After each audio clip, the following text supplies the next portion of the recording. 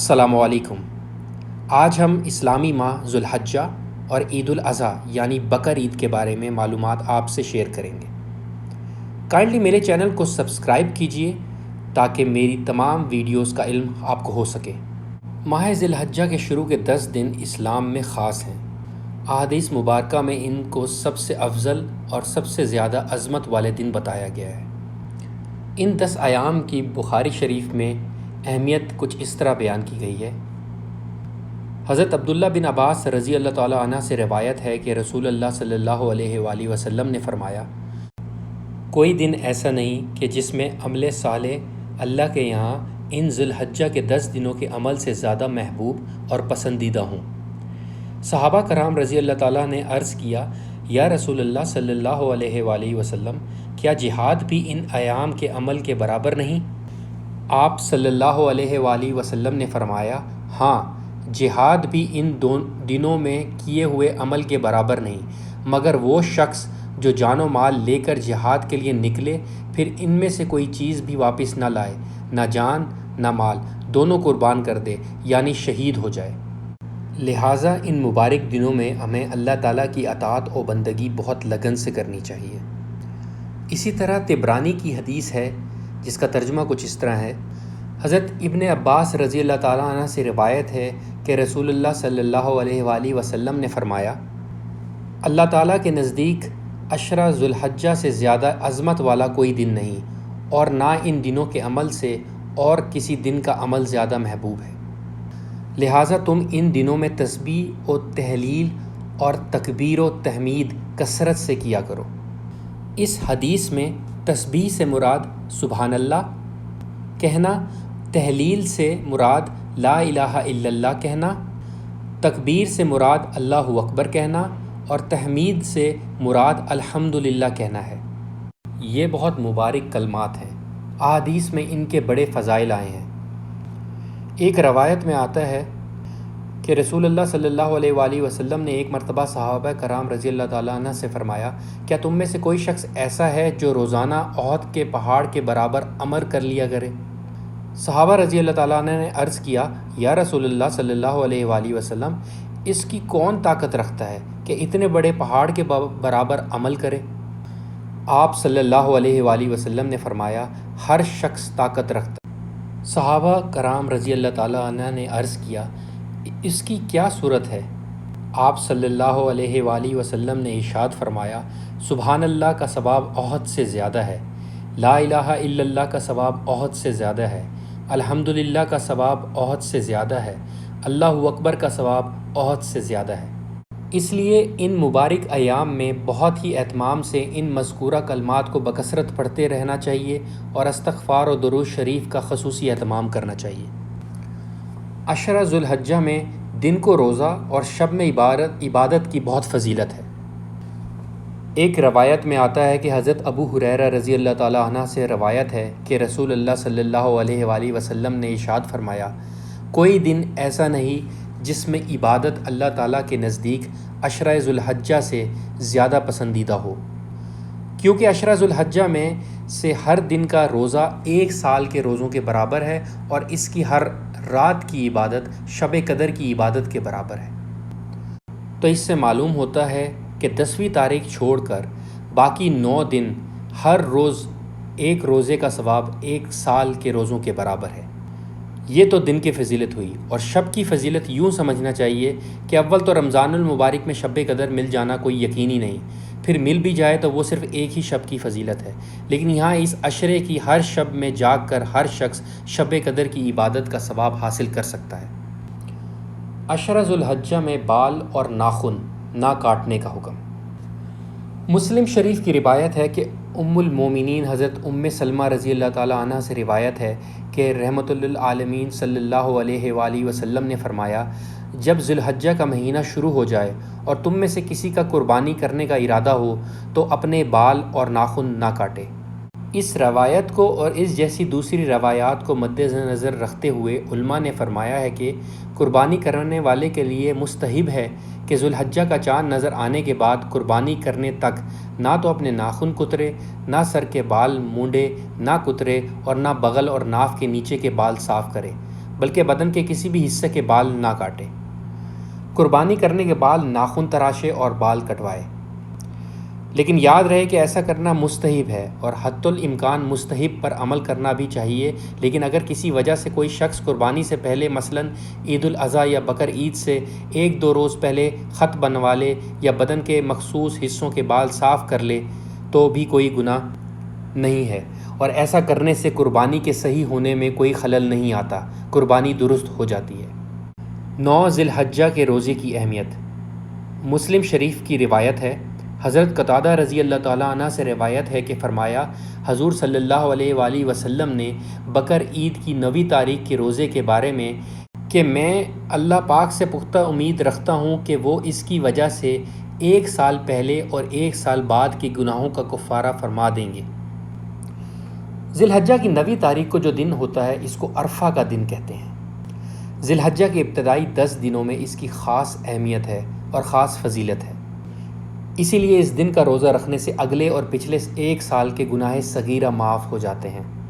لہٰذا اس فضیلت کو حاصل کرنے کے لیے اس دن کا نفل روزہ رکھنا چاہیے اور اطاعت و بندگی میں خاص دلچسپی لینی چاہیے۔ شب بقر عید کی فضیلت۔ ابن ماجہ کی روایت ہے، حضرت ابو امامہ رضی اللہ تعالیٰ عنہ سے مروی ہے کہ حضور صلی اللہ علیہ وآلہ وسلم نے فرمایا، جس شخص نے دونوں عیدوں یعنی عید الفطر اور عید الاضحیٰ کی راتوں کو ثواب کا یقین رکھتے ہوئے زندہ رکھا تو اس کا دل اس دن نہ مرے گا جس دن لوگوں کے دل مردہ ہو جائیں گے۔ ہمیں چاہیے کہ ان راتوں کو عبادت الہی میں مشغول رہیں اور ذکر و تسبیح، صلہ رحمی، نیکوں کی محبت اور ہم نشینی میں اس وقت کو پورا کریں۔ حضور صلی اللہ علیہ وآلہ وسلم نے جن 5 مبارک راتوں کا ذکر کیا اس میں ذی الحجہ کی راتیں بھی شامل ہیں۔ ایک روایت میں آتا ہے کہ حضرت معاذ بن جبل رضی اللہ تعالیٰ عنہ سے مروی ہے کہ رسالت مآب صلی اللہ علیہ وآلہ وسلم نے فرمایا، جس شخص نے ذکر و عبادت کے ذریعے 5 راتیں زندہ رکھیں اس کے لیے جنت واجب ہو گئی۔ وہ 5 راتیں یہ ہیں: 8 ذی الحجہ کی رات، عرفہ کی رات، بقرہ عید کی رات، عید الفطر کی رات اور 15ویں شعبان کی رات۔ ذی الحجہ میں تکبیر تشریق کے احکام۔ تکبیر تشریق سے مراد یہ کلمات ہیں: اللہ اکبر لا الہ الا اللہ واللہ اکبر، اللہ اکبر وللہ الحمد۔ عرفہ کے دن یعنی ذی الحجہ کی 9 تاریخ کی فجر سے ذی الحجہ کی 13 تاریخ کی عصر تک ہر فرض نماز کے فوراً بعد بلند آواز سے 1 مرتبہ تکبیر تشریق پڑھنا واجب ہے۔ البتہ عورتیں یہ تکبیر آہستہ آواز سے کہیں، تاہم حساب سے یہ کل 32 نمازیں ہوتی ہیں جن کے بعد تکبیر تشریق کہنا واجب ہے، اور ان 5 دنوں کو جن میں یہ تکبیریں کہی جاتی ہیں ایام تشریق کہتے ہیں۔ البتہ یہ تکبیریں ہر شخص پر واجب نہیں۔ ان کے واجب ہونے کی شرائط یہ ہیں: پہلی شرط مقیم ہونا، مسافر پر تکبیر تشریق واجب نہیں۔ دوسری شرط شہر ہونا، گاؤں گوٹھ والوں پر تکبیر تشریق واجب نہیں۔ تیسری شرط جماعت مستحبہ ہونا، اکیلے نماز پڑھنے والوں پر اور تنہا عورتوں کا باجماعت نماز ادا کرنے سے ان پر تکبیر تشریق واجب نہیں۔ یہ بات بتاتا چلوں کہ ایام تشریق میں تکبیر تشریق واجب ہونے کے لیے جو شرائط بیان کی گئی ہیں وہ حضرت امام ابو حنیفہ رحمۃ اللہ علیہ کے نزدیک ہیں۔ ذی الحجہ میں قربانی کے فضائل۔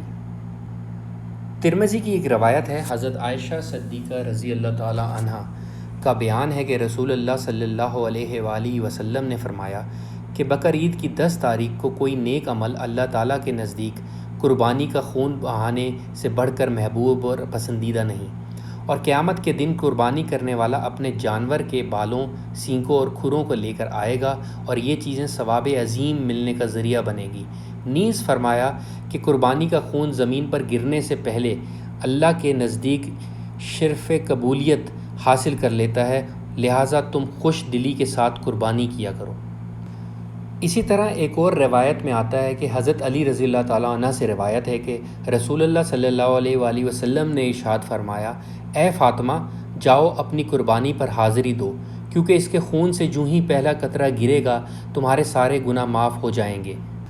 نیز وہ جانور قیامت کے دن اپنے خون اور گوشت کے ساتھ لایا جائے گا، پھر اسے 70 گنا بھاری کر کے تمہارے میزان میں رکھا جائے گا۔ حضرت ابو سعید رضی اللہ تعالیٰ عنہ نے عرض کیا، یا رسول اللہ صلی اللہ علیہ وآلہ وسلم، کیا یہ فضیلت آل محمد صلی اللہ علیہ وآلہ وسلم کے ساتھ خاص ہے کیونکہ وہ اس کا زیادہ مستحق ہیں، یا آل محمد صلی اللہ علیہ وسلم اور تمام مسلمانوں کے لیے عام ہے؟ آپ صلی اللہ علیہ وآلہ وسلم نے ارشاد فرمایا، یہ عظیم الشان فضیلت آل محمد کے لیے تو بطور خاص ہے اور تمام مسلمانوں کے لیے بھی عام ہے، یعنی ہر مسلمان کو بھی قربانی کرنے کے بعد یہ فضیلت حاصل ہوگی۔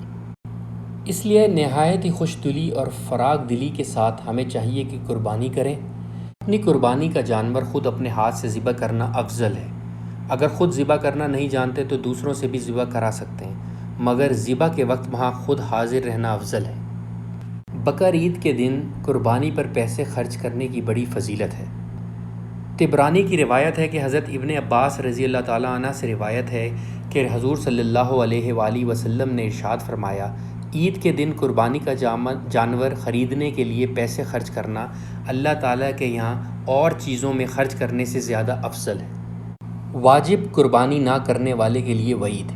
ایک روایت کے مطابق حضرت ابو ہریرہ رضی اللہ تعالیٰ عنہ سے روایت ہے کہ وہ فرماتے ہیں کہ حضور صلی اللہ علیہ وآلہ وسلم نے ارشاد فرمایا، جس شخص میں قربانی کرنے کی وسعت ہو پھر بھی وہ قربانی نہ کرے تو ایسا آدمی ہماری عیدگاہ میں بھی حاضر نہ ہو۔ قربانی کس پر واجب ہوگی؟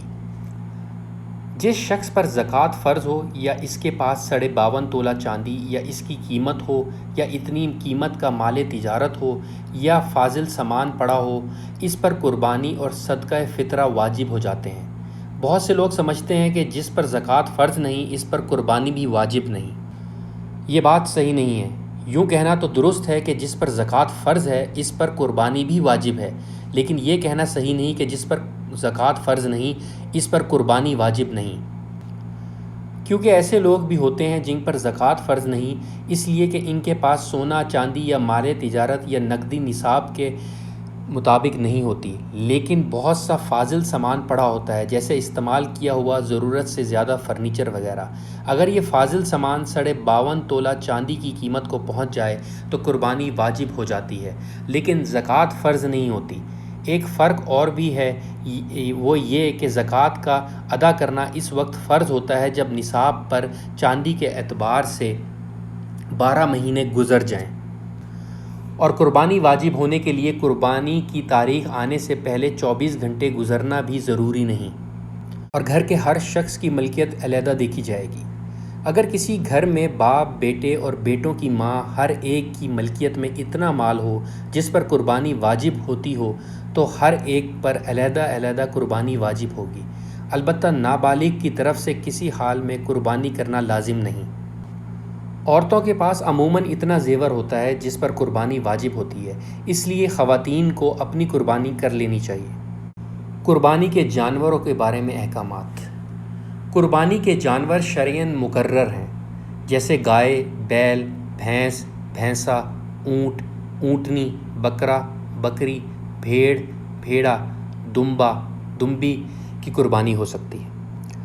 اس کے علاوہ اور کسی جانور کی قربانی درست نہیں، اگرچہ کتنا زیادہ قیمتی ہو اور کھانے میں جس قدر بھی مرغوب ہو، لہٰذا جیسا کہ ہرن کی قربانی نہیں ہو سکتی، اسی طرح دوسرے حلال جنگلی جانور قربانی میں ذبح نہیں کیے جا سکتے۔ قربانی میں حصے۔ گائے، بیل، بھینس، بھینسا، اونٹ، اونٹنی میں 7 حصے ہو سکتے ہیں، یعنی ان میں سے ایک جانور سے 7 قربانیاں ہو سکتی ہیں۔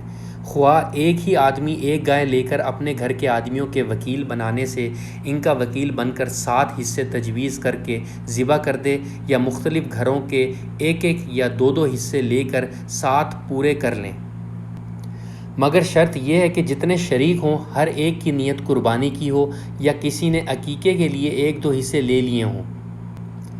چونکہ عقیقے میں بھی اللہ ہی کے لیے خون بہایا جاتا ہے، اس لیے عقیقے کا حصہ قربانی کے جانور میں لیا جا سکتا ہے۔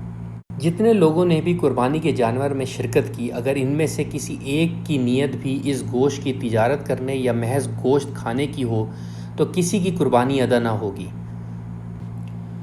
اگر بھینس گائے اونٹ میں 7 حصوں سے کم حصے کر لیے، مثلا 6 حصے کر کے 6 آدمیوں نے ایک ایک حصہ لے لیا، یا 5 آدمیوں نے 5 حصے کر کے ایک ایک حصہ لے لیا، تب بھی قربانی درست ہو جائے گی۔ البتہ 8 حصے بنا لیے اور 8 قربانی والے شریک ہو گئے تو کسی کی بھی قربانی درست نہ ہوگی۔ چھوٹے جانور یعنی بکرا، بکری وغیرہ میں شرکت نہیں ہو سکتی، ایک شخص کی جانب سے ایک ہی جانور ہو سکتا ہے۔ قربانی کے جانوروں کی عمر: گائے، بیل، بھینس، بھینسا کی عمر کم از کم 2 سال، اور اونٹ، اونٹنی کی عمر کم از کم 5 سال، اور باقی جانوروں کی عمر کم از کم 1 سال ہونا ضروری ہے۔ البتہ اگر بھیڑ یا دمبا سال بھر سے کم ہو لیکن موٹا تازہ اتنا ہو کہ سال بھر والے جانوروں میں چھوڑ دیا جائے تو فرق محسوس نہ ہو تو اس کی قربانی بھی ہو سکتی ہے، بشرطے کہ 6 مہینے سے کم کا نہ ہو۔ چونکہ قربانی کا جانور بارگاہ خداوندی میں پیش کیا جاتا ہے، اس لیے بہت عمدہ، موٹا تازہ، صحیح سالم اور عیبوں سے پاک ہونا چاہیے۔ ترمذی کی روایت ہے، حضرت علی رضی اللہ تعالیٰ عنہ کا ارشاد ہے کہ حضور صلی اللہ علیہ وآلہ وسلم نے ہمیں حکم دیا کہ قربانی کے جانور کے آنکھ کان خوب اچھی طرح دیکھ لیں، اور ایسے جانور کی قربانی نہ کریں جس کے کان کا پچھلا حصہ یا اگلا حصہ کٹا ہوا ہو، اور نہ ایسے جانور کی قربانی کریں جس کا کان چیرا ہوا ہو یا جس کے کان میں سوراخ ہو۔ ترمذی اور ابو داؤد کی ایک اور روایت میں آتا ہے، حضرت برا بن عازب رضی اللہ تعالیٰ عنہ کا بیان ہے کہ حضور صلی اللہ علیہ وآلہ وسلم سے پوچھا گیا کہ قربانی میں کیسے جانوروں سے پرہیز کیا جائے۔ آپ صلی اللہ علیہ وآلہ وسلم نے ہاتھ کا اشارہ کرتے ہوئے ارشاد فرمایا کہ 4 طرح کے جانوروں سے پرہیز کرو: وہ لنگڑا جانور جس کا لنگڑا پن ظاہر ہو، وہ کانا جانور جس کا کانا پن ظاہر ہو، ایسا بیمار جانور جس کا مرض ظاہر ہو، اور ایسا دبلا مریل جانور جس کی ہڈیوں میں مینگ یعنی گودا نہ رہا ہو۔ قربانی کا وقت: بقر عید کی 10ویں تاریخ سے لے کر 12ویں تاریخ کی شام تک قربانی کرنے کا وقت ہے، چاہے جس دن قربانی کریں، لیکن قربانی کا سب سے افضل دن بقر عید کا دن ہے، پھر 11ویں تاریخ، پھر 12ویں تاریخ۔ بقر عید کی نماز ہونے سے پہلے قربانی کرنا درست نہیں، جب نماز عید پڑھ چکیں تب قربانی کریں۔ البتہ اگر کوئی دیہات یا گاؤں میں رہتا ہو جہاں عید کی نماز نہیں ہوتی، وہاں فجر کی نماز کے بعد قربانی کر دینا درست ہے۔ 10ویں تاریخ سے 12ویں تاریخ تک جب جی چاہے قربانی کریں، چاہے دن میں چاہے رات میں، لیکن رات کو ذبح کرنا بہتر نہیں، شاید کوئی رگ نہ کٹے اور قربانی نہ ہو۔ اگر خوب زیادہ روشنی ہو، جیسا کہ شہروں میں بجلی کی ہوتی ہے، تو رات کو قربانی کر لینے میں کوئی حرج نہیں۔ قربانی کی کھال یا تو یوں ہی خیرات کریں یا بیچ کر اس کی قیمت خیرات کریں۔ وہ قیمت ایسے لوگوں کو دیں جس کو زکوٰۃ کا پیسہ دینا درست ہے۔ غائب کی طرف سے قربانی: کوئی شخص یہاں موجود نہیں اور دوسرے شخص نے اس کی طرف سے بغیر اس کے کہے قربانی کر دی تو یہ قربانی صحیح نہیں ہوئی، اور اگر کسی جانور میں کسی غائب کا حصہ بغیر اس کے امر کے تجویز کر لیا تو حصے داروں کی قربانی بھی صحیح نہ ہوگی۔ البتہ اگر غائب سے اجازت لے کر قربانی کی جائے تو قربانی کر سکتے ہیں، جیسا کہ اکثر لوگ ملک سے باہر ملازم ہوتے ہیں، اگر وہ لکھ دیں یا فون کر دیں کہ ہماری طرف سے قربانی کر دی جائے تو ان کی طرف سے قربانی کرنے سے ادا ہو جائے گی۔ قربانی کے بدلے میں قیمت خیرات کرنا: اگر قربانی کے دن گزر گئے، ناواقفیت یا غفلت یا کسی عذر سے قربانی نہ کر سکا تو قربانی کی قیمت فقراء اور مساکین پر صدقہ کرنا واجب ہے، لیکن اس سے نہ قربانی کا ثواب ملے گا اور نہ قربانی ادا ہوگی۔ قربانی کی نیت صرف دل سے کرنا کافی ہے، زبان سے کہنا ضروری نہیں۔ البتہ ذبح کرنے کے وقت بسم اللہ اللہ اکبر کہنا ضروری ہے اور سنت بھی۔ جانور کو ذبح کرتے وقت قبلہ رخ لٹانا چاہیے۔ قربانی کے جانور کو چند روز پہلے پالنا افضل ہے۔ قربانی کے جانور کا دودھ نکالنا یا اس کے بال کاٹنا جائز نہیں۔ اگر کسی نے ایسا کر لیا تو دودھ اور بال یا ان کی قیمت کا صدقہ کرنا واجب ہے۔ قربانی سے پہلے چھری کو خوب تیز کر لیں اور ایک جانور کو دوسرے جانور کے سامنے ذبح نہ کریں، اور ذبح کے بعد کھال اتارنے اور گوشت کے ٹکڑے کرنے میں جلدی نہ کریں جب تک پوری طرح جانور ٹھنڈا نہ ہو جائے۔ قربانی کے گوشت کے احکامات کچھ اس طرح ہیں۔ قربانی کرنے والے کو اپنی قربانی کے گوشت کے متعلق اختیار ہے، چاہے سارا گوشت اپنے گھر رکھ لے یا سارا گوشت خیرات کر دے یا سارا دوستوں اور عزیزوں میں تقسیم کر دے۔ افضل یہ ہے کہ سارے گوشت کے 3 حصے کر لے، ایک حصہ خود رکھ لے، ایک حصہ اپنے رشتہ داروں کو ہدیہ پہنچا دے اور ایک حصہ فقیروں اور محتاجوں کو دے دے۔ خیرات کرنے کے لیے 1/3 سے کم حصہ نہ کریں تو بہتر ہے۔ اگر ایک گائے، بیل، بھینس یا اونٹ میں 7 آدمی مل کر شریک ہوئے اور قربانی کی تو اب اس کا گوشت باہم اندازے سے تقسیم نہ کریں، بلکہ خوب ٹھیک وزن کر کے بانٹیں تاکہ نہ کسی کو گوشت کم ملے نہ زیادہ۔ اگرچہ خوش دلی سے ہر ایک شریک کو اجازت دے دیں کہ جو شریک جتنا چاہے گوشت لے جائے، تب بھی کسی شریک کو اس طرح لے جانا جائز نہیں۔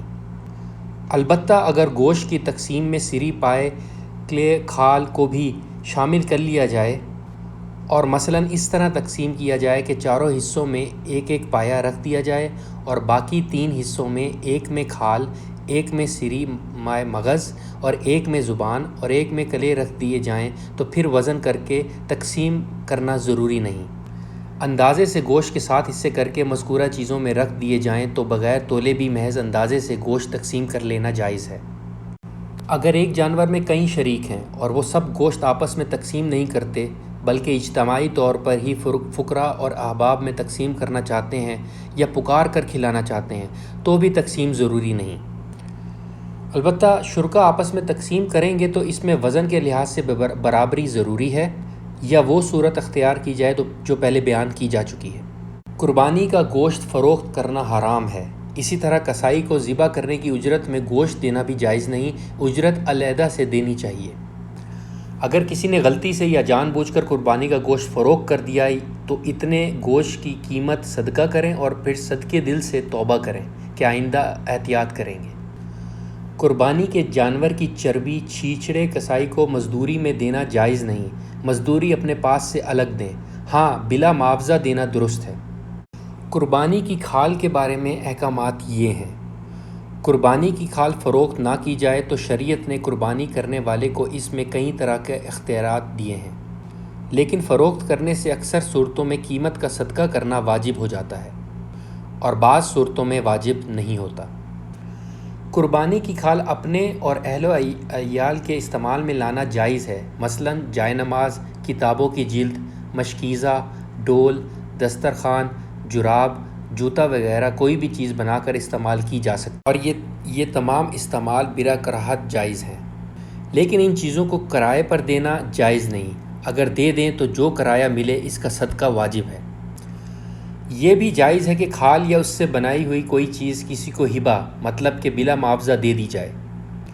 جس کو بھی دی جائے، خواہ وہ مالدار ہو یا اپنے ماں باپ ہوں یا اہل و عیال ہوں، اجنبی ہوں یا رشتہ دار ہوں، بلا معاوضہ ہر ایک کو دینا جائز ہے۔ قربانی کی کھال فقراء اور مساکین کو خیرات میں دی جا سکتی ہے مگر یہ مستحب ہے، واجب نہیں۔ قربانی کی گائے میں جو لوگ شریک ہوں وہ کھال میں بھی اپنے اپنے حصے کے برابر کے شریک ہوں گے۔ کسی ایک شریک کو یہ کھال باقی شرکا سے اجازت کے بغیر اپنے پاس رکھ لینا یا کسی کو دے دینا جائز نہیں۔ امید کرتا ہوں کہ یہ معلومات آپ کے لیے مفید ثابت ہوں گی اور اللہ سے دعا کرتا ہوں کہ ان معلومات کو آپ تک پہنچانے میں اگر مجھ سے کوئی غلطی ہوئی تو اللہ مجھے معاف فرمائے۔ کائنڈلی میری ویڈیو کو لائک کیجئے اور میرے چینل کو سبسکرائب کیجئے اور بیل آئیکن کو دبائیے تاکہ میری آنے والی ویڈیوز آپ تک پہنچ سکیں۔ شکریہ۔